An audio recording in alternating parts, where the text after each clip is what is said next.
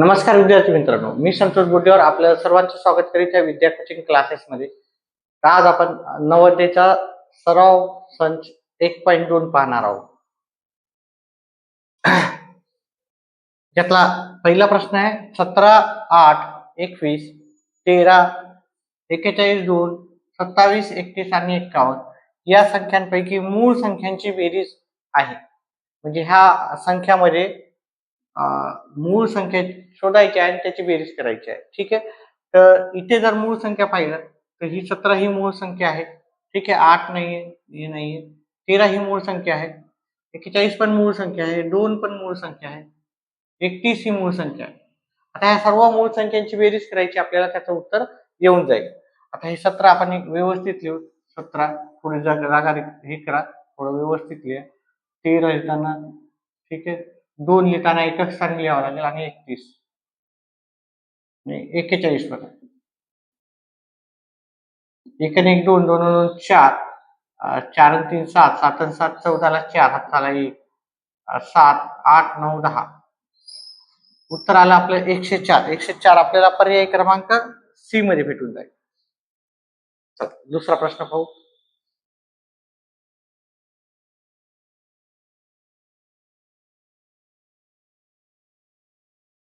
आपला दुसरा प्रश्न आहे, पुढीलपैकी कोणते विधान बरोबर आहे?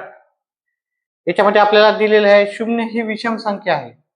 आता विषम संख्या ज्या सुरू होतात त्याच्या शेवटी पाहिजे 1 3 5 7 9. जर शेवटी 1 3 5 7 9 जर असेल तर त्या विषम संख्या असतात. परंतु 0 ही ठीक आहे शून्यच आहे, त्याच्यामुळं ठीक आहे ह्यापैकी कोणताही अंक नाही, त्याच्यामुळे हे वाक्य चुकीचं आहे. ठीक आहे.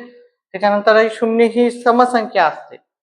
पहा, ज्या संख्येच्या शेवटी 2 4 6 8 आणि 0 ह्या संख्या असतात त्या संख्या समसंख्या असतात. परंतु जर आपण नैसर्गिक संख्या जर पाहिलेल्या असतील तर त्याची सुरुवात होती 2 पासून. 2 4 6 8 10 12 14 16 ठीक आहे, ह्या पट्टीमध्ये राहतात. परंतु तिथे आपल्याला 0 सुरुवातीला दिसत नाही की नाही. मग 0 ही समसंख्या पण नाही. समसंख्या 2 पासून सुरू होतात. विषम संख्या 1 3 5 7 9 11 13 11 13 17 19 21 ठीक आहे, आणि हे 2 पासून सुरू होतात. तर त्याच्यामुळे 0 ही समसंख्या ही नसते विद्यार्थी मित्रांनो. आता मूळ संख्या जर पाहिली, मूळ संख्या सुरुवात होतात 2 पासून. 2 3 5 7 11 13 17 19 आणि त्या चालत जातात. त्याच्यामुळे 0 ही मूळ संख्याही नाही. 0 ही विषम संख्याही नाही आणि समसंख्याही नाही, हे त्याचं उत्तर आहे. कारण 0 ही आताच आपण पाहिल्या प्रमाणे 0 ही विषम संख्या नाही आणि 0 ही समसंख्याही नाही. त्याच्यामुळे याचं उत्तर जे आहे पर्याय क्रमांक डी आहे.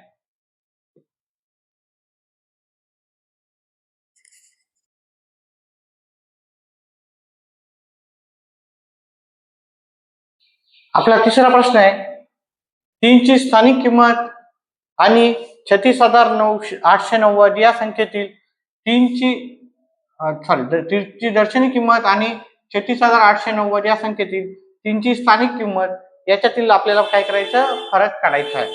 ठीक आहे. आता इथे जर पाहिलं आपण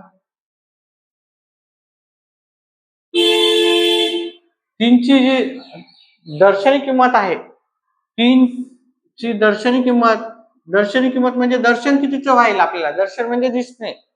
3 ची दर्शनी किंमत म्हणजे आपल्याला दिसायला किती, हे 3च दिसायले. मग याची दर्शनी किंमत आहे, दर्शनी किंमत आहे 3 ची 3च राहणार आहे.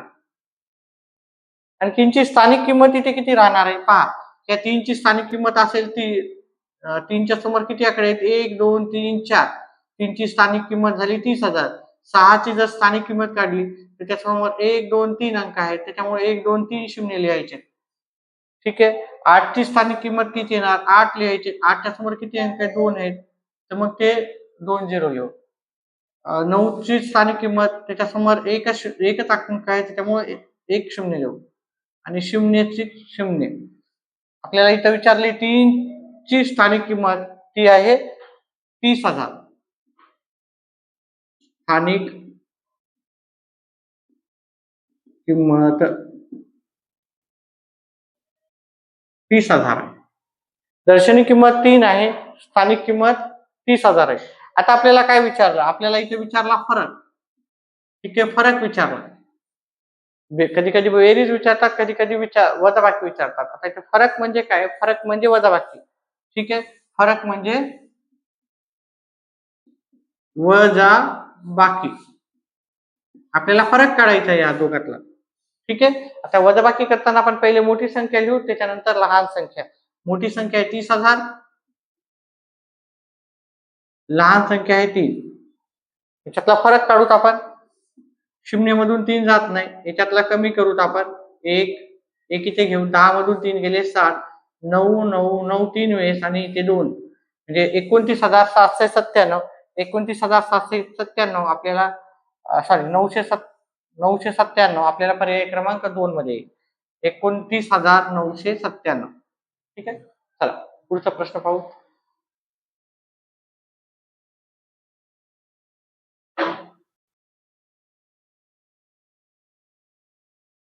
पुढचा प्रश्न आहे चौथा. 4 प्रश्न क्रमांक 33 आणि 97 यांच्या बाबतीत पुढीलपैकी काय खरे आहे? खरं सत्य वाक्य आपल्याला शोधून काढायचं. ओके, आणि चुकीचे वाक्य आपल्याला कट करायचं. आता इथे पहा, काय कधी कधी काय होतं की काही काही प्रश्नामध्ये आपण जर पर्याय सर्व वाचले तर आपल्याला पर्यायामधूनच उत्तर सहज भेटून जाते. ठीक आहे, म्हणजे 3 पर्याय सहज कट होतात, 4थ्या पर्यायामध्ये उत्तर आपल्याला सहज भेटून जाते. अशाच प्रकारचं आपण उत्तर इथे करणार आहोत. आता इथे जर पाहिलं आपण 33 आणि 97 यांच्या बाबतीत, आहे की नाही, 33 आणि 97 यांच्या बाबतीत काय खरे आहे आपल्याला विचारलं. तर दोन्ही मूळ संख्या आहेत असं विचारलं. पण 33 ही मूळ संख्या आहे का? 33 ही मूळ संख्या आहे का? नाही आहे. 97 ही मूळ संख्या आहे, परंतु इथे दोन्ही विचारलं, दोन्ही मूळ संख्या आहे. त्याच्यातली एक संख्या म्हणलं असतं तर ठीक आहे, परंतु दोन्ही मूळ संख्या नाही, कारण 33 ही मूळ संख्या नाही आहे. त्याच्यामुळे हे वाक्य खरं आपलं नाही आहे. दुसऱ्या नंबरचं दोन्ही सहमूळ संख्या आहेत. तर सहमूळ संख्या काय असतात काही नाही, त्याच्यावर आपण एक सेपरेट व्हिडिओ मोठा बनवलेला आहे, चांगला व्यवस्थित सेपरेट, तो जाऊन पहा, त्याच्यानंतर तुम्हाला समजेल. परंतु आपण दुसऱ्या पर्यायावर जाऊ आता सध्या. दोन्ही 11चे गुणिते आहेत. 11चे गुणिते म्हणजे 11च्या पटीत येते. गुणिते गुणिते म्हणजे 11ने भाग जाणार आहे. 11ने भाग जाणार आहे किंवा 11च्या पाड्यात येणार आहे. 11च्या पटीत 11च्या पाड्यात येणार आहे. तर 33 11च्या पाड्यात येतात, हे की नाही, परंतु 97 येतात का नाही. 11 8 88, 11 9 99, म्हणजे हे पण दोन्ही सांगितलं. एक संख्या म्हणलं असं चाललं असतं, पण दोन्ही संख्या नाही येत. ठीक आहे, एकच संख्या येते, दुसरी संख्या येत नाही. त्याच्यामुळं हा पर्याय पण आपण सहज कॅन्सल करू शकतो. आता दोन्ही समसंख्या म्हणतात. आता माहित आहे आपल्याला समसंख्याच्या शेवटी काय राहते? 2 4 6 8 आणि 0 हे अंक शेवटी असले तर त्या दोन्ही समसंख्या असतात. परंतु इथे पाहिलं, इथं 3 आहे आणि ते 7 आहे. याच्यापैकी कोणतीही संख्या यांच्या शेवटच्या ठिकाणी नाही आहे. त्याच्यामुळे ह्या दोन्ही समसंख्या नसून दोन्ही विषम संख्या आहेत. दोन्ही विषम संख्या म्हणलं तर आपण ठीक आहे म्हणलं असतं, हो, परंतु दोन्ही समसंख्या म्हणलेल्या आहे, त्याच्यामुळे हे पण उत्तर नाही आहे. त्याच्यामुळे दोन्ही सहमूळ संख्या हेच आपला पर्याय उरतं. ठीक आहे, त्याच्यामुळे याचं उत्तर आहे दोन्ही सहमूळ संख्या आहेत.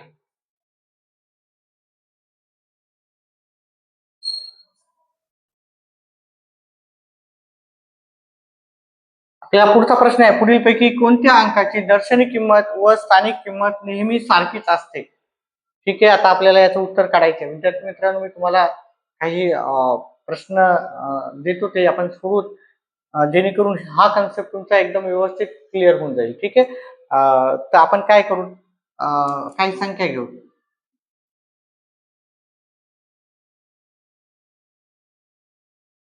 एवढी मोठीच्या मोठी संख्या घेऊ आपण. ठीक आहे, ठीक आहे, एवढी मोठी घेऊ, जास्त पण मोठी घ्यायची गरज नाही आपल्याला.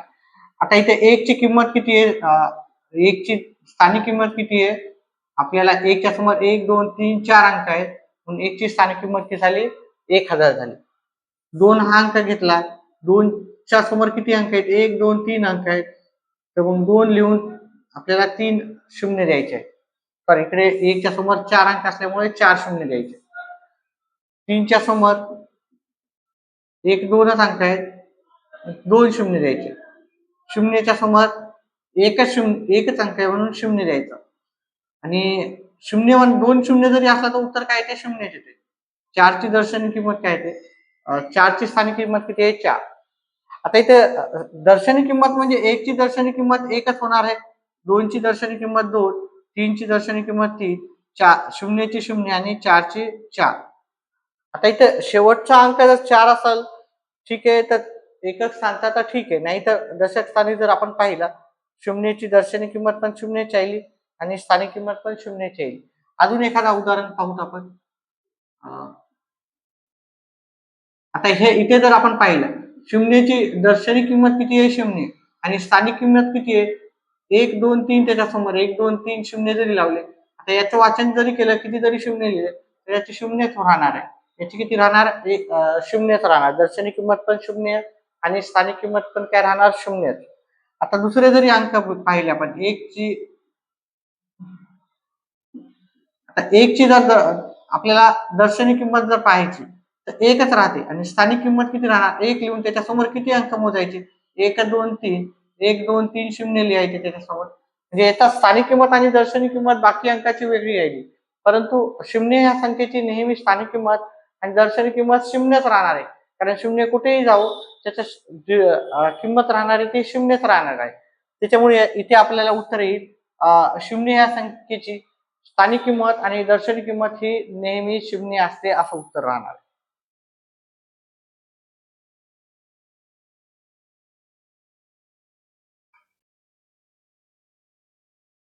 आपला 6वा प्रश्न आहे. 4 5 0 आणि 3 या अंकापासून बनणारी सर्वात लहान 5 अंकी अंक पुनरावृत्त होऊ शकतात अशी संख्या कोणती आहे? आता अंक पुनरावृत्त होऊ शकतात त्याच्यामुळे काही जण काय करतात, याच्यात सर्वात मोठा अंक किती आहे?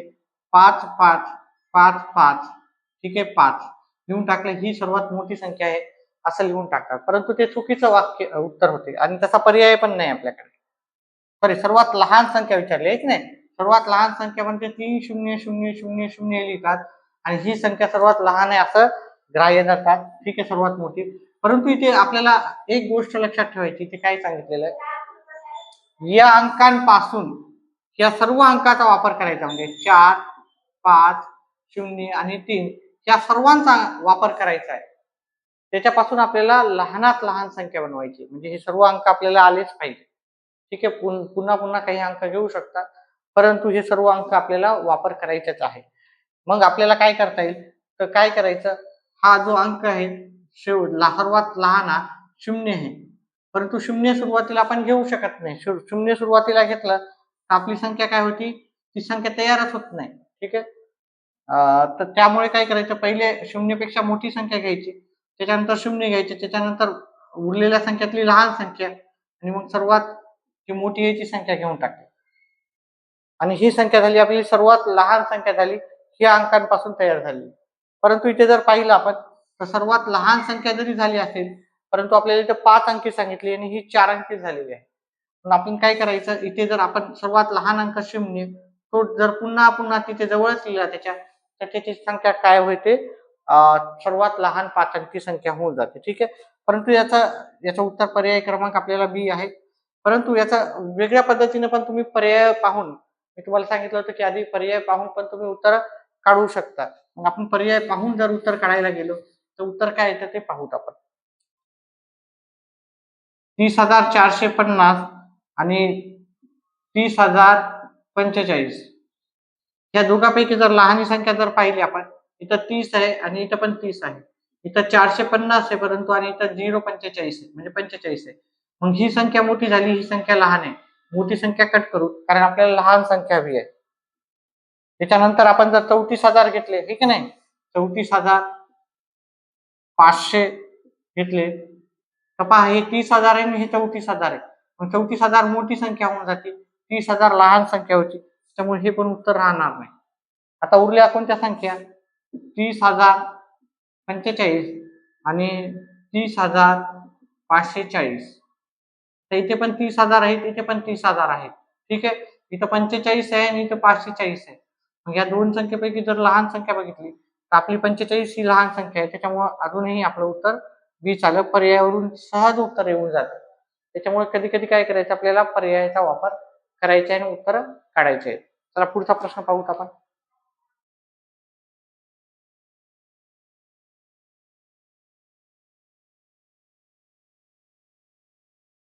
पुढचा आणि शेवटचा म्हणजे 7वा प्रश्न आपला आहे. त्याआधी तो सुरू करण्याआधी त्याआधी ज्या विद्यार्थ्यांना व्हिडिओ समजत आहे, प्रश्नाचे उत्तर समजत आहे, त्या सर्व विद्यार्थ्यांनी व्हिडिओला लाईक करून चॅनलला सबस्क्राईब करा आणि आपल्या या छोट्याशा चॅनलला सपोर्ट करा. चला शेवटचा प्रश्न पाहू. n या नैसर्गिक संख्येच्या बाबतीत पुढीलपैकी कोणते विधान सत्य आहे? आता नैसर्गिक संख्येच्या बाबतीत पुढीलपैकी कोणते विधान सत्य आहे हे जर पाहायचं असेल तर नैसर्गिक संख्या काय असते ते पाहायचं. नैसर्गिक